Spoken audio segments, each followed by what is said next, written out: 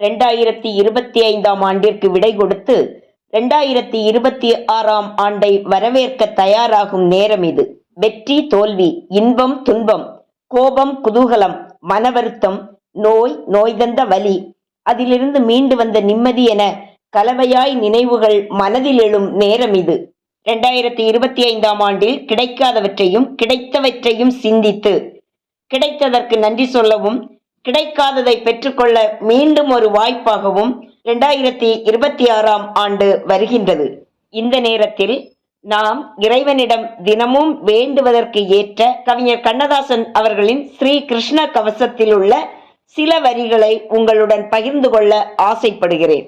பிள்ளைகள் வாழ்க்கை பிழையாகாமல், மனையவள் வாழ்க்கை மாண்பு கெடாமல், இல்லை என்றொரு நாளில்லாமல், இன்னும் என்னும் ஆசை வராமல், தொல்லை என்பது துளியுமில்லாமல், தொற்றும் நோய்கள் பற்றி விடாமல், முதுமை துயரம் மூண்டு விடாமல், படுக்கையில் விழுந்து பரிதவிக்காமல், சிந்தனை கெட்டு திறமையும் கெட்டு நிந்தனை பெற்று நலிய விடாமல், என்றும் 16 இளமை வழங்கு, இப்பணி தொடர அற்புதம் காட்டு, தளரா மேனியில் சக்தியை கூட்டு, தாய்போல் இருந்து சாதம் ஊட்டு, வாழ்ந்தால் இப்படி வாழ்வது நன்றென ஊரார்க்கென்னை உதாரணம் காட்டு, உலகில் ஒருவன் உத்தமன் இவனென உயிர்கள் பேசிடும் ஒரு நிலை கூட்டு, சிறியவர் பெரியவர் வறியவர் செல்வர் சரி சரி சரி என்று தலையை எசைக்க, பொலி பொலி பொலி என புகழும் விளங்க, மளமள மளவன மனையிருள் நீங்க, கலகல கலகலன காசுகள் சேர, தளதள தளதளவென தர்மம் தழைக்க,